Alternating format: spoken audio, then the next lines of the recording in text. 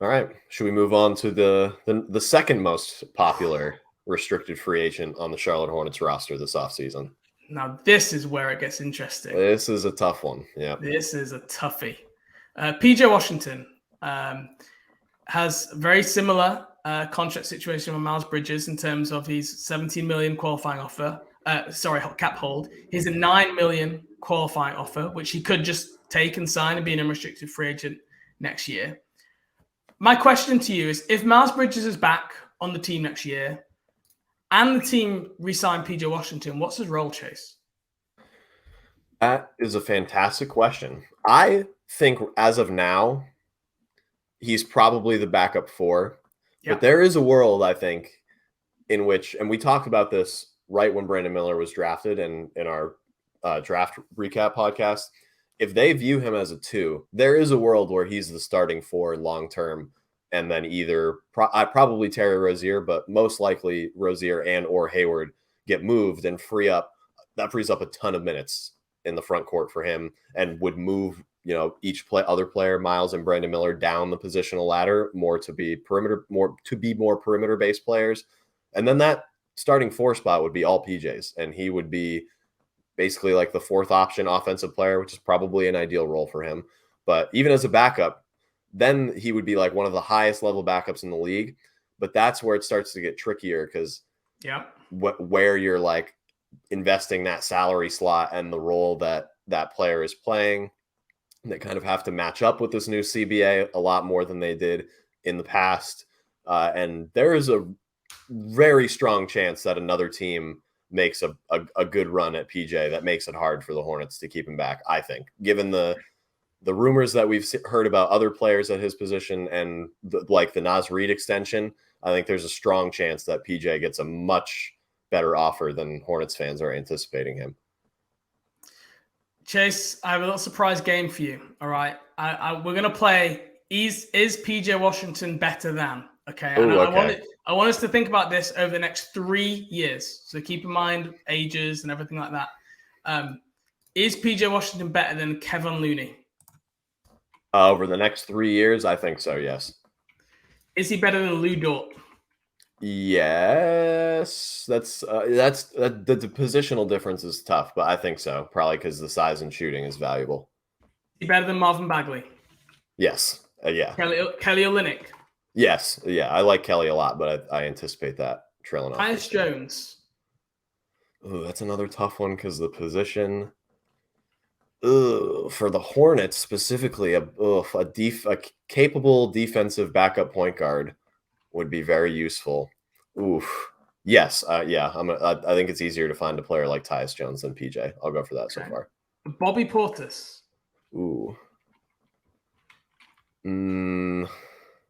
Wow. Man, these are tough. Yeah. I like PJ quite a bit as a player, and I think I'm more open to keeping him than most people that follow the Hornets are. So I'll probably say yes for that too, just because he's so much younger than a lot of these guys too that have played the same position anyway. And finally, Brandon Clark. That one I might.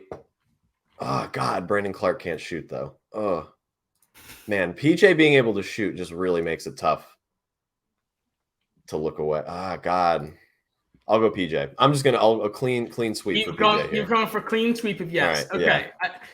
I think Kevin Looney I would probably rate as a better player than PJ Washington. I would probably have Bobby Portis ahead of PJ Washington as well.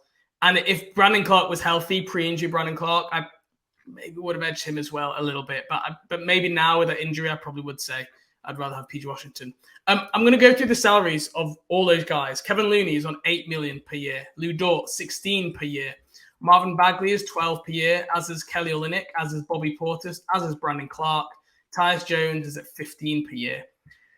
You've just said that you think PJ Washington is better than basically all these players, and they are on mostly, around 12 per year with, one or two players on a little bit more, a little bit less.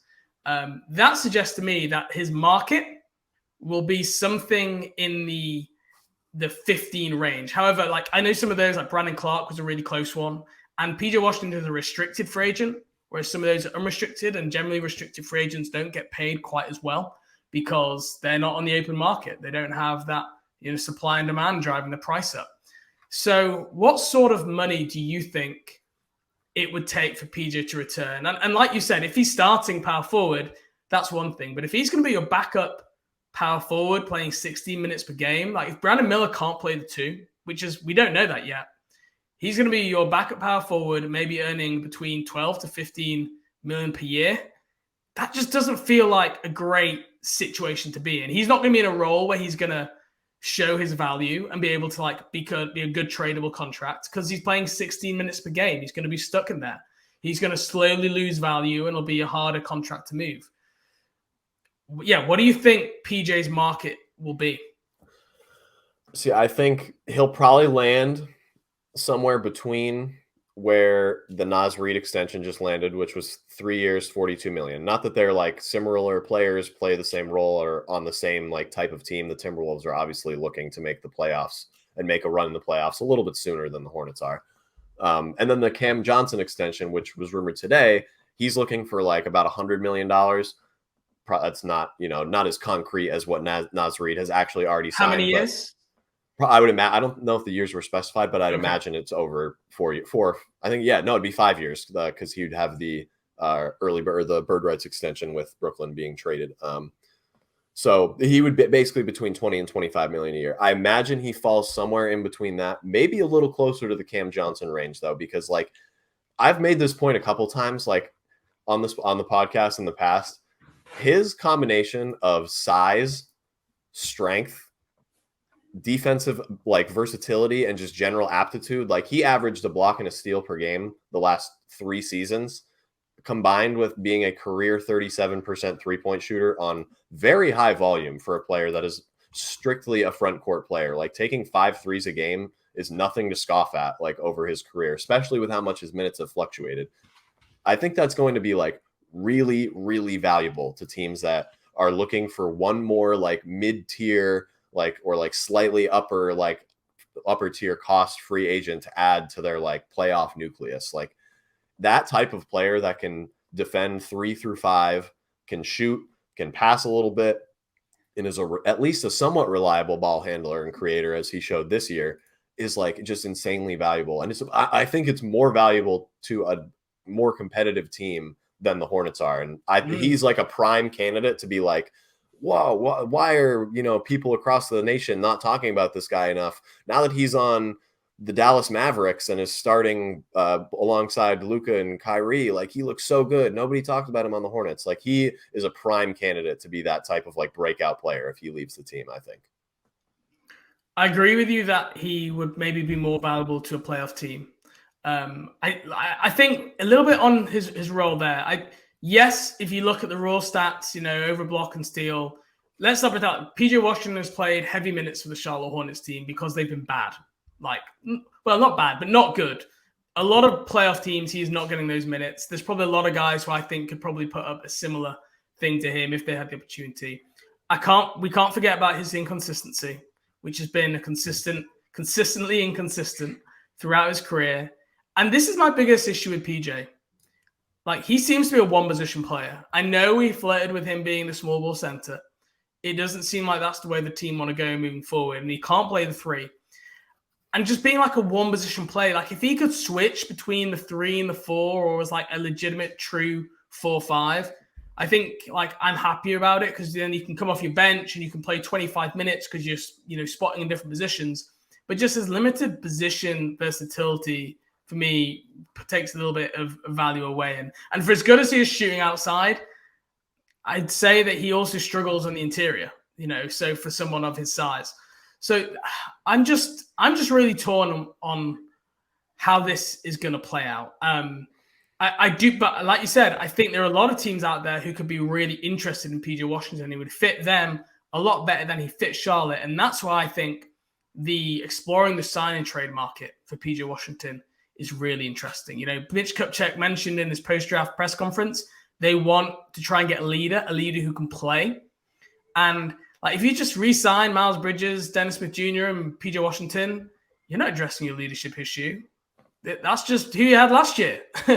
So I think Miles will likely be back. I think PJ is your best chance if you want to try and get out there, pursue someone.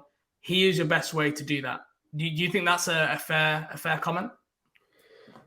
Yeah, of the players that are like currently free agents, I think so. I mean, obviously Terry Rozier and Gordon Hayward, the salary slot that they occupy, you can get somebody like that as well. But of the players that are free agents right now, I would definitely agree with that, because that type of veteran that's not going to come in and expect to be a top 2 or 3 player on the team, but also is going to be a high level contributor and play a really big role for you and be like a willing locker room leader, probably falls in that like $15 to $25 million salary slot. And a couple of rules of signing trades for the listeners. Any team that makes a signing trade, or essentially would be receiving PJ Washington, they would be hard capped for the rest of the year, all the way till next summer. So that's something you've got to keep in mind. There are things in place to try and put teams off doing that. So that would be one thing. It has to be at least a minimum of a 3-year deal. The team would be signing PJ for and then trading him. The team has to be under the tax. And when they add PJ Washington, they can't be above the apron, which I haven't got the apron figure right in front of me right now, but they can't be over the apron. So it's not every single team in the league can just sign and trade for PJ Washington. It does cut you off. The other thing is they can't have used the taxpayer MLE in that year. So, for example, if New Orleans Pelicans use their taxpayer MLE in the first day of free agency, they then can't pay PJ Washington in a sign and trade. So you have to keep that in mind when working through free agency, trying to look for these sign and trade partners. A couple of teams to mention, I went through all of them who I felt were eligible and could have interest. Atlanta, Brooklyn, Houston, Indiana, Memphis, New Orleans, OKC, Orlando, Phoenix, San Antonio. I went through all of them. There was only one deal that I felt made any sense in terms of like for that team, for Charlotte getting someone back. If you just want to trade PJ away for picks, then you've probably got a bit of a wider net here. But in this scenario, I was trying to look for a bit of a leadership player to bring back, a vocal leader. But if they wanted to just go down the Devontae Graham route, where they basically get, like, say, a first-round pick and some salary filler, whereas I wouldn't do, I think they got in the Graham deal, that would be something they could do, and there'd be a lot of places, I'm sure, willing to get PJ Washington. This is what I want to run by you, because I think this makes sense for both teams, and I'm interested to get your thoughts. New Orleans Pelicans need some shooting, right? Need some shooting around Zion. Also, quite a crowded wing. Trey Murphy, Zion, Brandon Ingram. How about Herb Jones for PJ Washington? Straight up. I think Herb Jones has played power forward more than small forward for the past 2 years in the league. We've talked about the need to surround LaMelo Ball with defensive playmakers. And that is exactly what Herb Jones is. I think probably one of the top 20 wing defenders in the league, if not top 15. Young, Alabama, Crimson Tide, Roll Tide with Brandon Miller again. What do you think of that as a center deal? Do you think that's fair? I mean, if New Orleans is willing to move him, I think that would be very fair for both sides. I think in the grand scheme of things, they're both very similar value and level of players right now. Like, I don't know where they'd fit in the league hierarchy, but I can't imagine it would be too far away from each other, even though they play different positions and have very different skill sets. Like, they both probably bring a similar value to the table. And I think I agree with you that they both might fit a little bit better with each other. The team they'd be going to. Herb Jones, not a great shooter, but would be surrounded by a lot of very good, or at least much better shooters than him in Charlotte. And PJ could be that guy that just spaces the floor for Zion and Ingram. And it just is like an all-around like defensive piece that can be, switched and molded depending on what lineups they have on the floor. I actually really like that. I hadn't even thought about Herb Jones because he's just good. So you wouldn't think that he'd be available. But for any team really, like, as long as it's a fair proposal, like, anybody's available at this time of the year. So I would be all on board with that. That is a very good. I'm glad I made you happy. There you go. I spent a lot of time looking through those teams and going, there is F-all here. And then I got to New Orleans and I was like, ooh, this makes some sense for both teams. There's also some double sign and trade opportunities like Grant Williams Rui Hachimura, a guy Charlotte reportedly really liked in that draft. Like those are some guys you could do double signing trades, but I just have a hard time believing that both either Rui or Grant Williams have Charlotte on their list of destinations to come to free agency. And that's for me where it just begins to fall down a little bit. Yeah, I actually thought about Grant Williams too, because I was like, maybe that could just be like a lower cost version of the player that is playing PJ's role. But then that much also more vocal.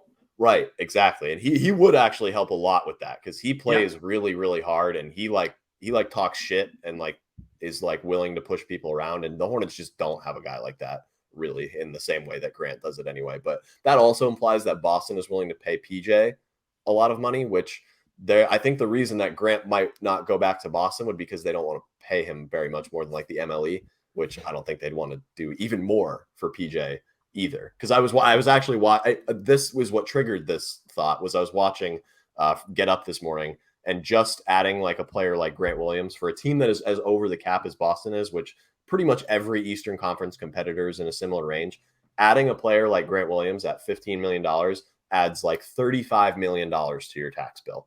So when you're a team in that range, signing players like Grant Williams, PJ Washington, even like Miles Bridges, like the amount of teams that are in the upper echelon of the taxpayers like area, they just can't sign guys like this without adding insane amounts of money to their lottery or to their tax bill. So I'd be surprised if it's like a very high level team, but like maybe like an up and coming team could swoop in there and trade for him like a New Orleans perhaps. So PJ's market is one of the most interesting in the entire NBA. I think like if he played for like the Lakers or something, he would be one of the most talked about restricted free agents on the market.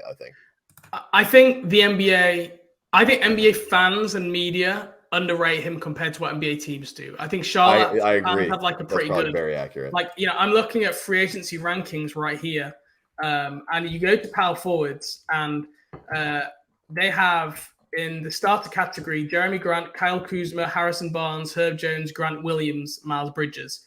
PJ Washington is in the rotation branch there, behind Harrison Barnes, behind Grant Williams, which I mean, we know why Grant Williams has been on Boston, but he was like not even in the rotation, basically in the playoffs.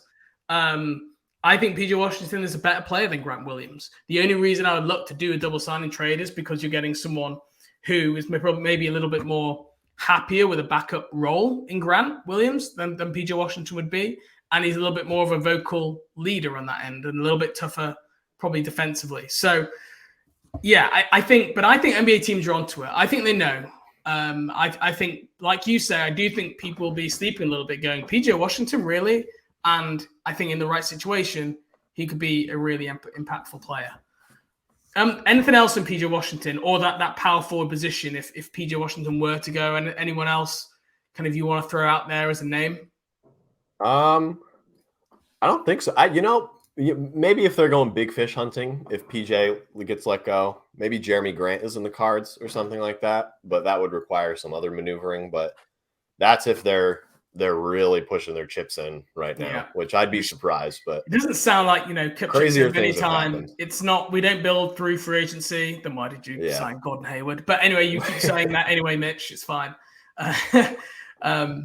Yeah, I mean the other thing, like if you do let him go and you want to sign a vet leader, I guess you could sign someone like Thad Young or Jeff Green just as like a vet minimum free agent leader guy for depth. I don't love it. I think your team gets worse. I think I'd rather just re-sign PJ in that situation, but it's possible, I guess. In terms of prediction here, what do you think is going to happen? What do you think PJ is going to get paid? Oh. I think ultimately, he's going to end up coming back. I'd probably put his like average annual value salary. I'll go 19 million. They'll come in just shy of 20. I think that will please PJ and his camp while also making it, more easier to stomach for the Hornets going into the long term here. Wow. Okay, we're going to disagree a little bit here. I'm going for 2 years, 28 million with a player option on the second year. I don't think PJ Washington is going to be necessarily happy with that money, but at the same time, he probably doesn't want to just sign that qualifying offer for $8 million.